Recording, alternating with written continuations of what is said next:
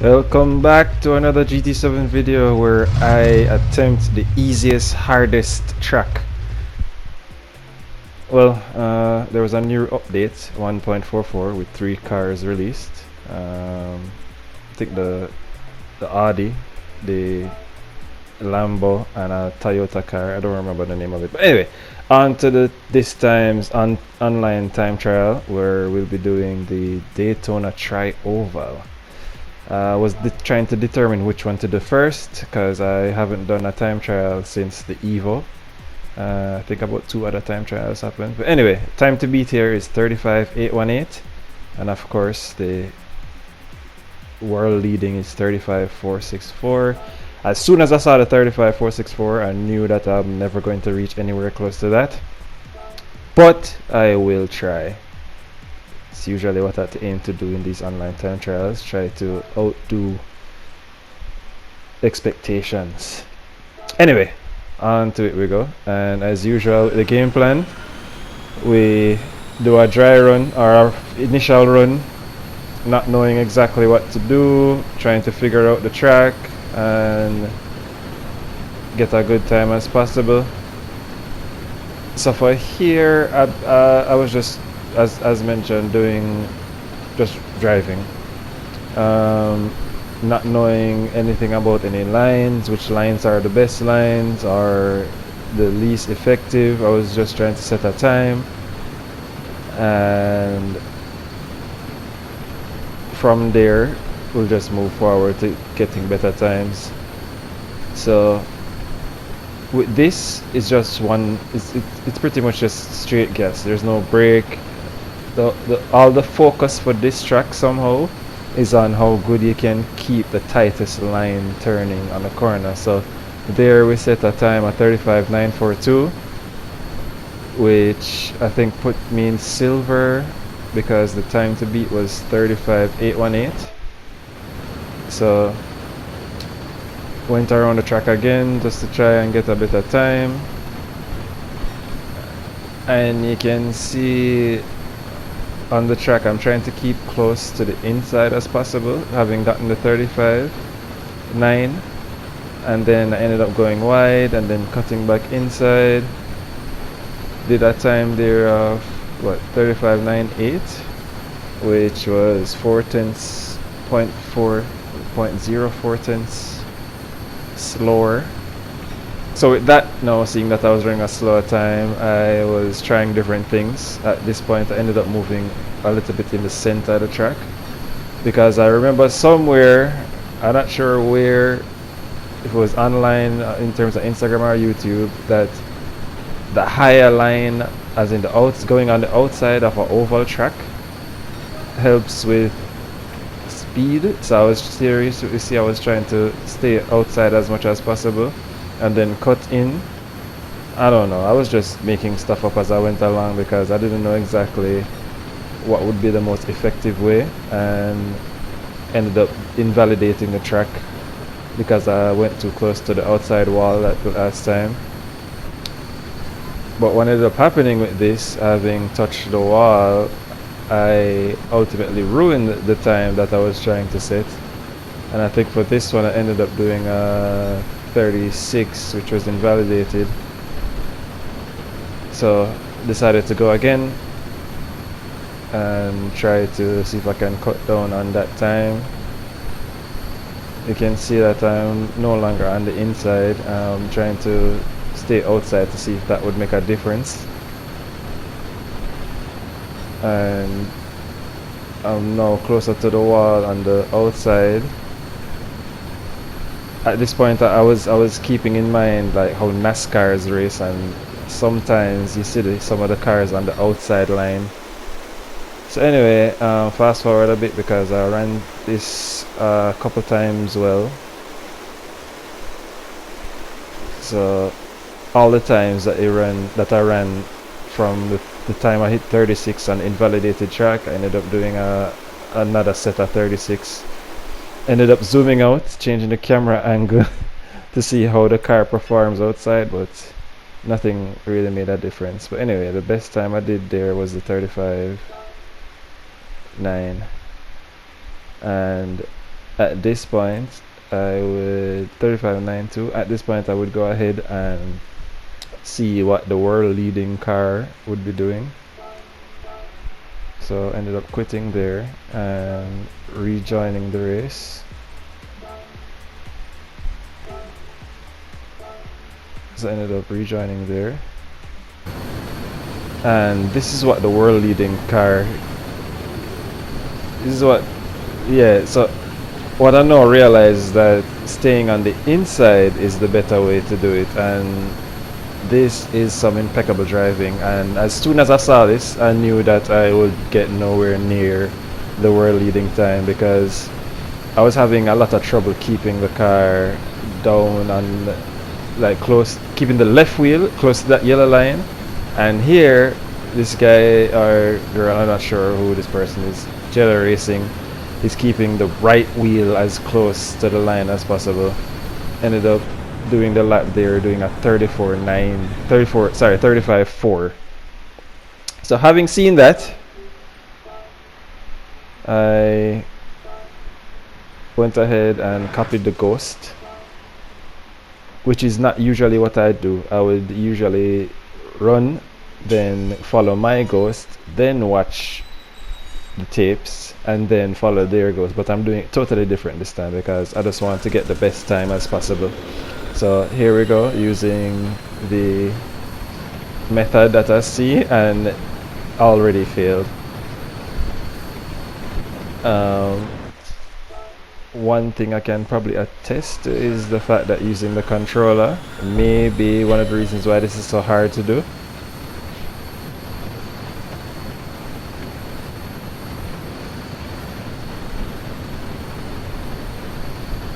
So here, even though I had failed, I still went ahead and see if I could try and maintain something, some level of consistency, keeping the car as close, keeping the right wheel as close to that yellow line as possible. Ended up falling off the track a couple times, which was expected because this was new for me, one, and very tedious.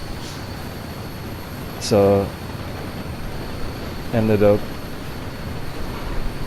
with all the imperfections, doing a 35.6, and of course, having seen that, I knew from there that I could ultimately get a better time than the 35.9. So went ahead again, ended up failing there, doing a restart. The difficulty with trying to keep the car there is that the speed that you're going, it's actively pushing you right, and you pretty much have to be teasing the car, like tapping the steering wheel to the left to ensure that the right wheel stays on the yellow line. And the farther out you go to the right, you can see the ghost car moving away from me, because going out the outer line has pretty much the worst times. So you can see the ghost car pulling away, having maintained a lot of consistency keeping on the yellow line, and I am basically weaving in and out. But with that, I ended up doing a 35.8 for that run, as bad as it looked compared to the lead car. Ended up going around the track again, noticing that I am ahead of the previous time by 0.02 seconds, 0.019 for that one, but accidentally invalidated that run. Went off track, of course, but ended up going around again to see if I could maintain some consistency still. And I felt good up until the car moved right there, because as you can see, once again, the ghost car is pulling away.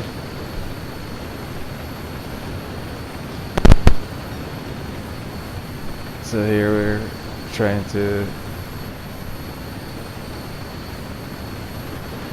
trying to keep left again, and ended up doing a 35.8 there, well 8.89.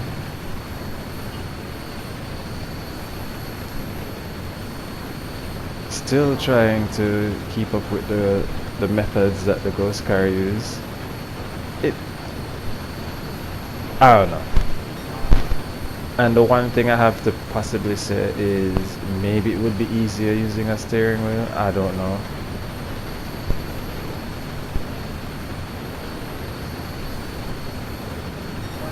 Or maybe there's a controller player that could possibly say, hey, you know, it's really much easier than that. Anyway, that last run I ended up doing a 35.85. Ended up quitting there to save the ghost. So as much as I was improving on the time, coming from a 35.9 to a 35.85, still not in contention for the gold as yet. The time being 35.818. So I was going to run against my previous ghost time, but ended up reloading the lead time because somewhere I knew that I could maintain that line and keep the right wheel as close as possible to the yellow line. Ended up dilly-dallying there, losing a lot of time. But in some sense, looking at the very first time I tried this course and looking at how it is that I'm holding the line now, you can see a lot of improvement. So this run ended up doing 35.86. Ended up running again to see if I could get anywhere closer to the 35.81 or quicker.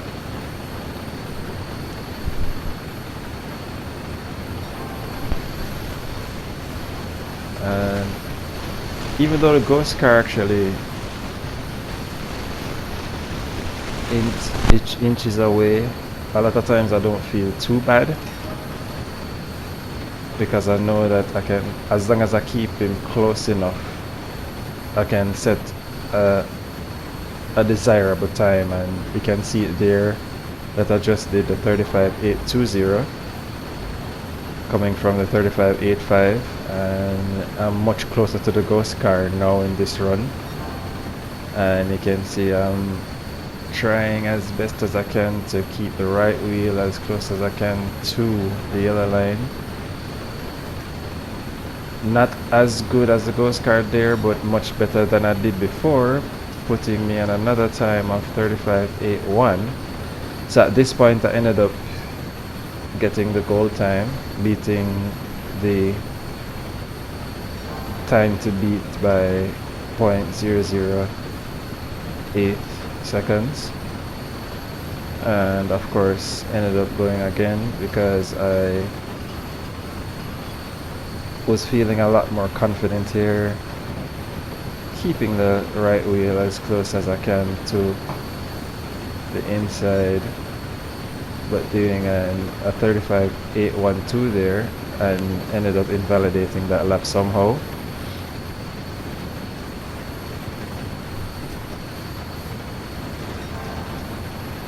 Wanted to continue even though the lap is invalid to see if I was able to do a better time than the 35.810. And you can really see that ended up doing a 35.7 there. So with that, I said to myself, if I can do that without the mistake, I can ultimately do a better time than the 35.810, even though I got the gold on this run.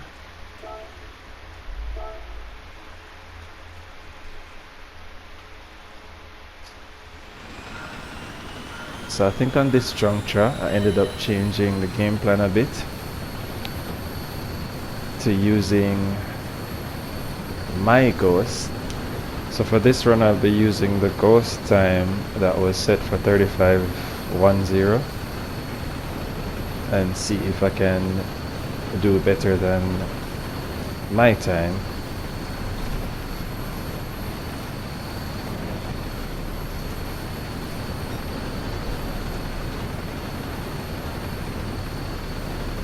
So I figured if I could beat the time that I set, as opposed to trying to beat the time of the lead car ghost, it could be much more realistic.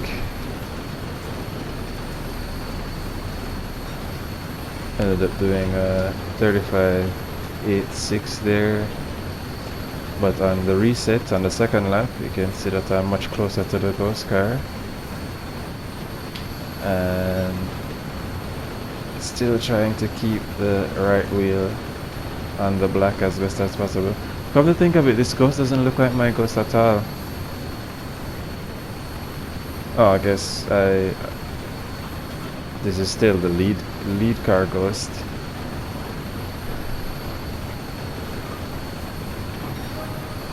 And ended up doing a 35.83 there.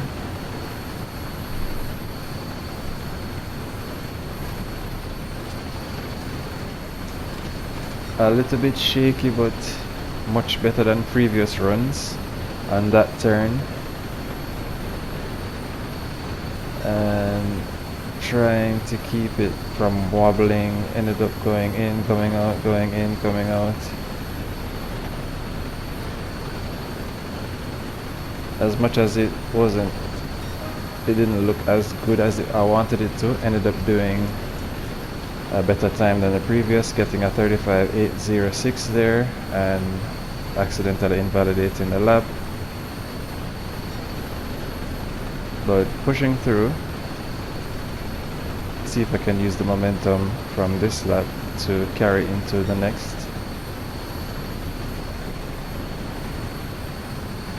And a little bit more stable there, but ended up running off course. And some reset happened. I think that reset happens anytime you're you're outside of the yellow line for too long. So ended up doing a time of 35.806 there, much better than the time set for gold, but nowhere near the world leading time of 35.4.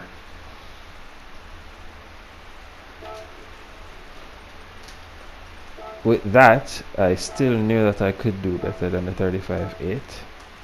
So at this time I loaded my ghost, which is the ghost time for the 35.806, to see if I can set a better time on that, on this. So these are those attempts.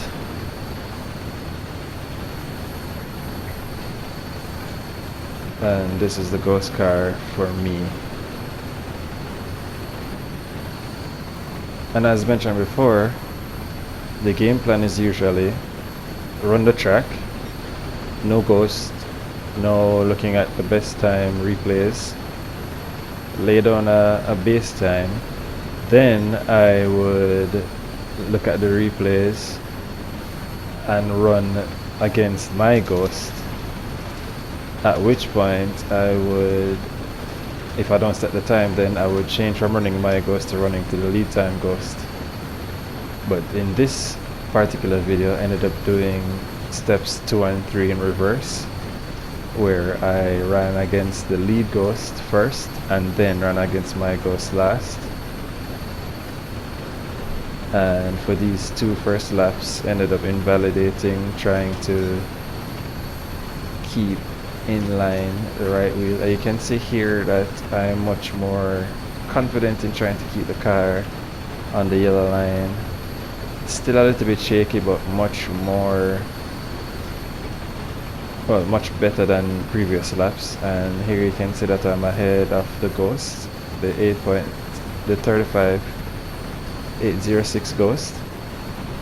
And at this point I had it in mind that I would ultimately beat 35.8, not sure by how much, but being ahead of myself.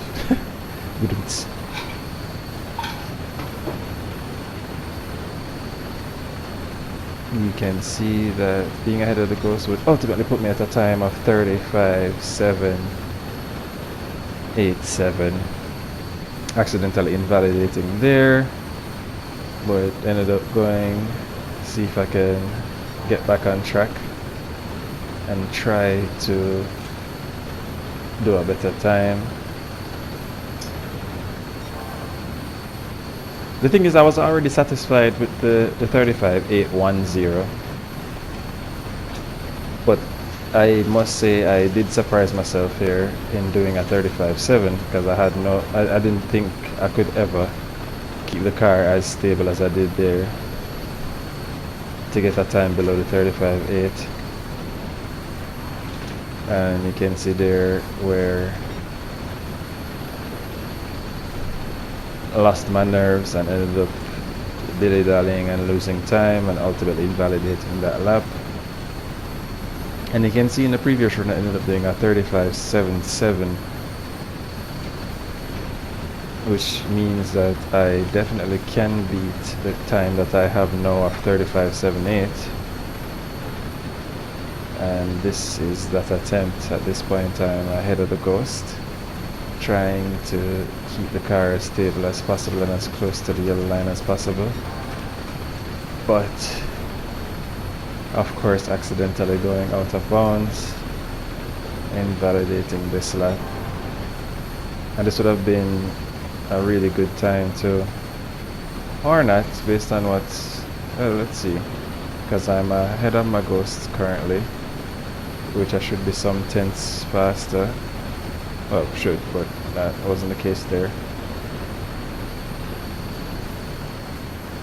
So I ended up trying again.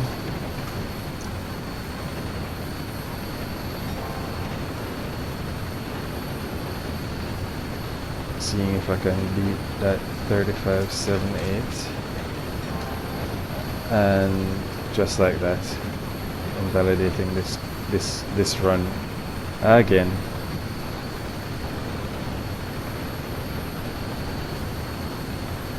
And that time was 35.77, so I could have gotten that if I didn't run off the track like I did earlier there.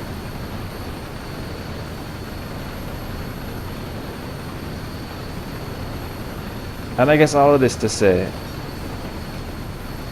even with a controller you can ultimately get go, but it is hard for some of the tracks, and I must say that I didn't think that this course in particular would be this difficult, because it's just one big circle and all you have to do is make 1, 2, 3, 4 left turns, which is why the title of the video is the easiest hardest gold ever. And on this run, this is lap 9. I'm ahead of the Ghost here, but I'm not sure if I'm going to get a better time. Well, let's see. Already at 34, 35. Did a 35.8 there.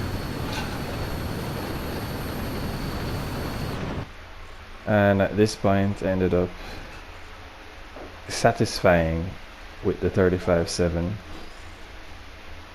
And as much as I feel like I can do better, I wasn't gonna push it, but I'm gonna leave it there. Maybe I'll try it again, but I'm gonna move on to the other time trial and see how best I can get a good time for that. And with that, here's the goal time of mine, 35.7, saving the replay. Thank you guys for watching, and see you in the next one.